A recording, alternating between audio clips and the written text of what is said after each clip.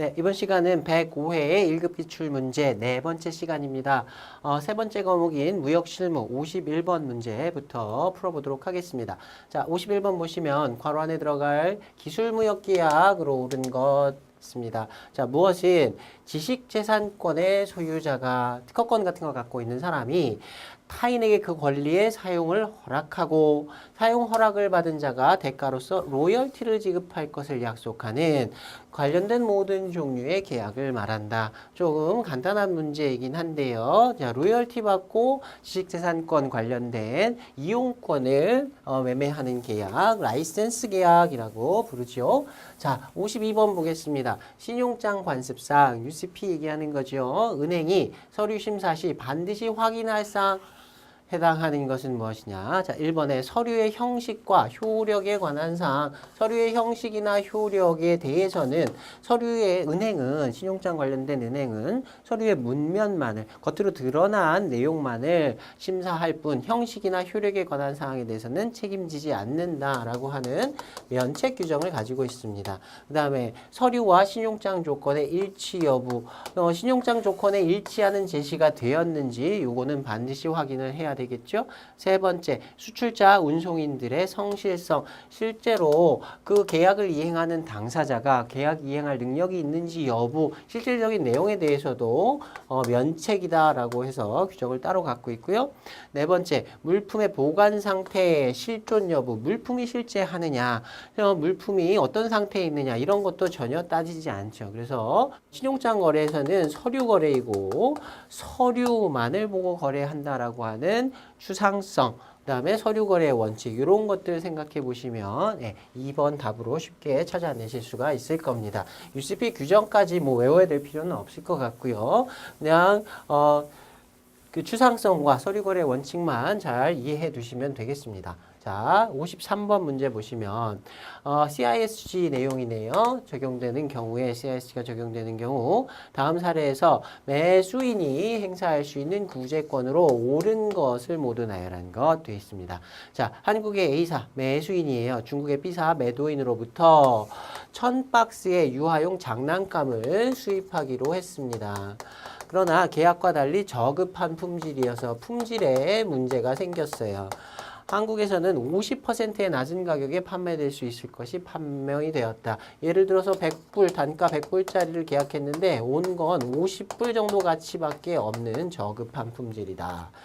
자, 이에 A사는 즉시 그 사실을 B사에게 통지하였다.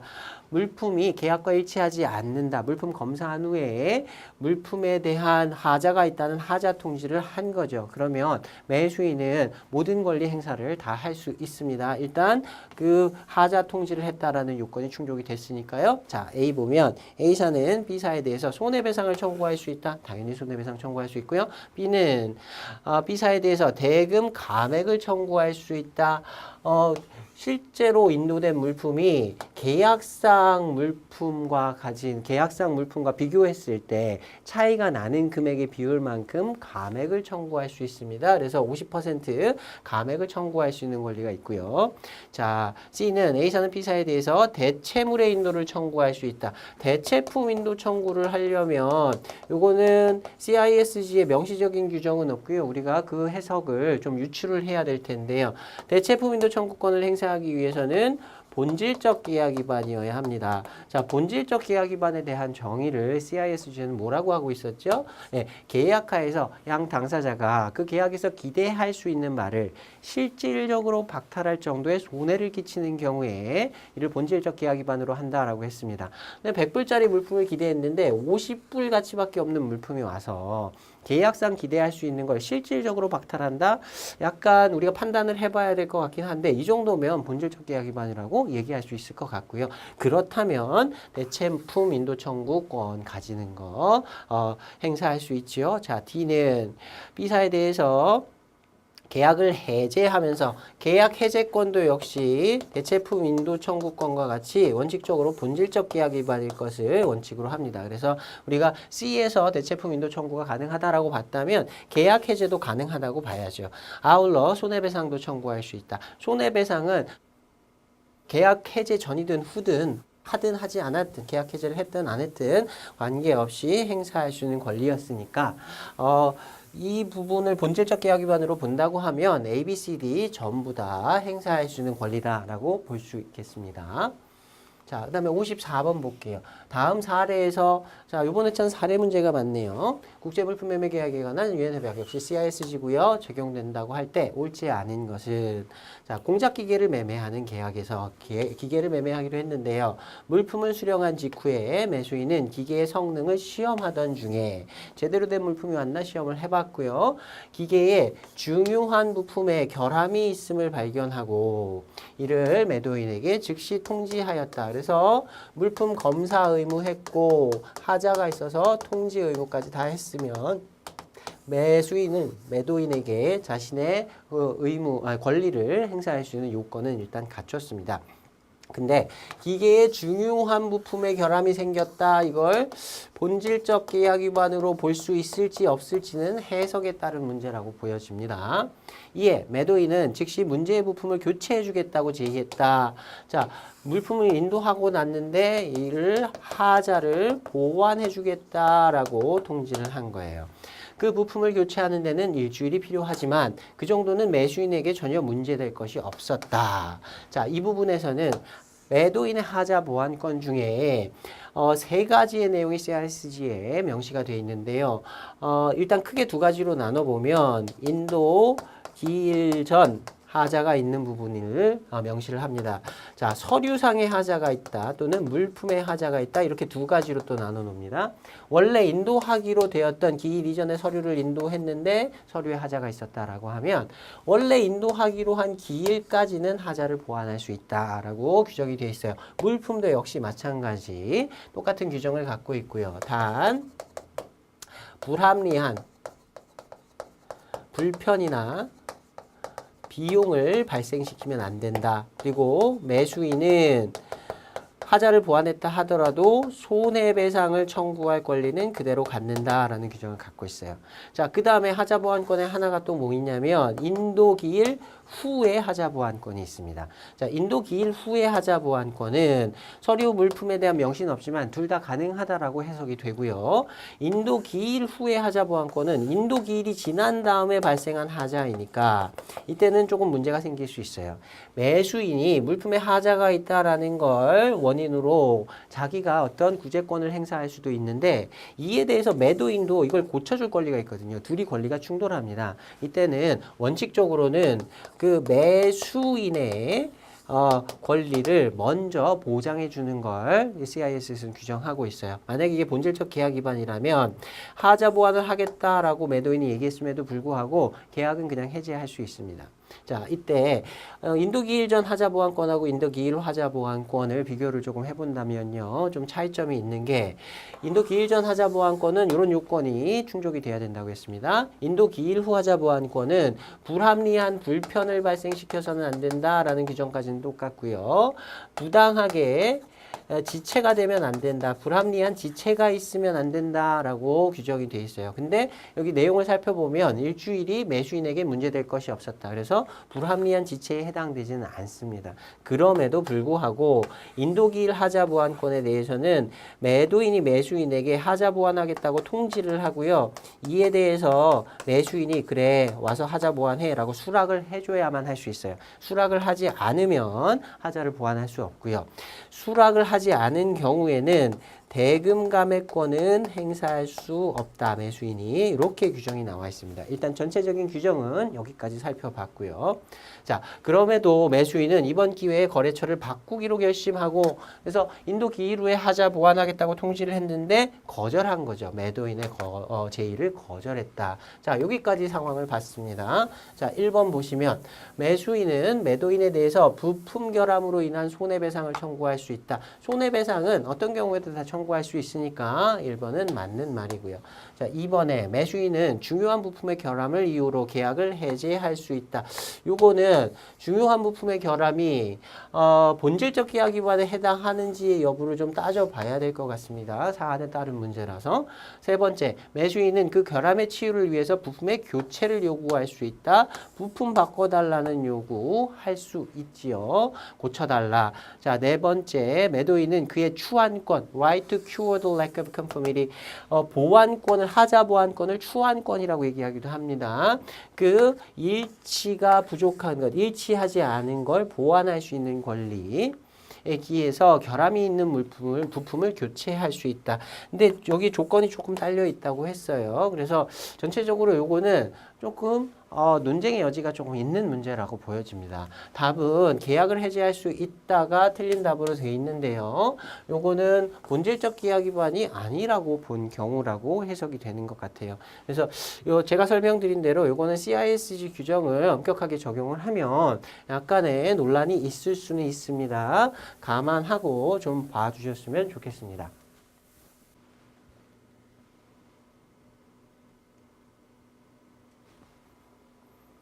네, 다음 55번 문제 보겠습니다.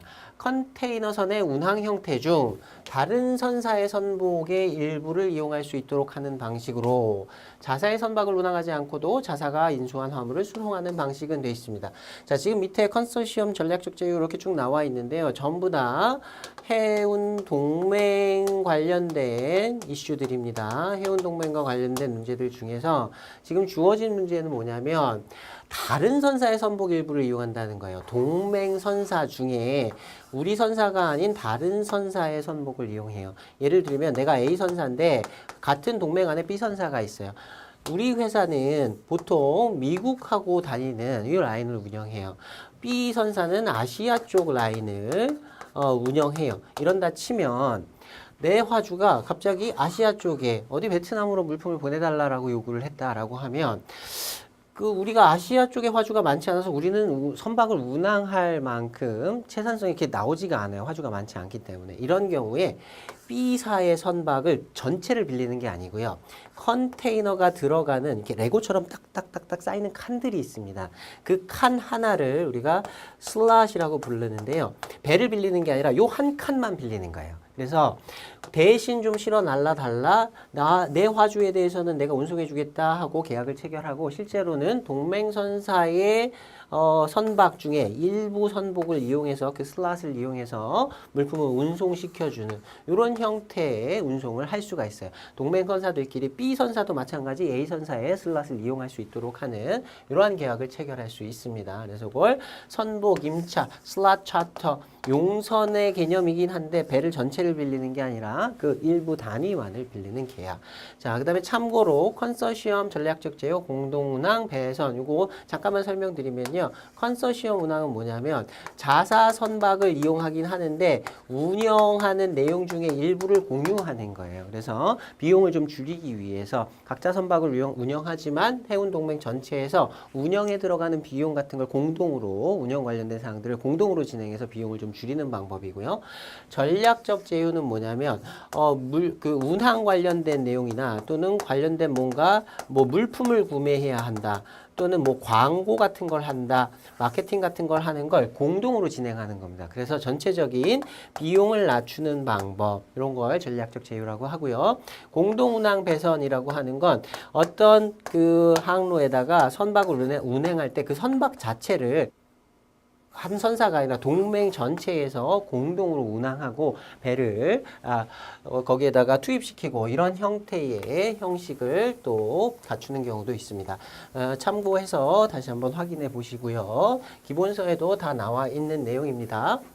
자, 그 다음에 56번 문제 볼게요. 중재 합의에 대한 설명으로 옳지 않은 것은.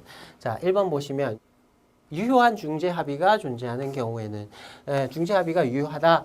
직소금지의 원칙에 따라 소송으로 분쟁을 해결할 수 없다. 바로 가서 소송을 금지한다라는 뜻입니다. 자, 중재하고 소송 두 가지 종국적인 해결 방법이 될 수 있는데 두 개를 다 할 수는 없고요. 둘 중에 하나만 선택적으로 해야 되죠. 근데 중재 합의가 있다고 하면 그 똑같은 사항은 소송으로 다룰 수 없다라는 게 직소금지의 원칙입니다. 그래서 맞는 말이 되고요. 자, 2번에 분쟁 발생 후에도 중재 합의는 별도의 중재 계약에 의해서 이루어질 수 있다.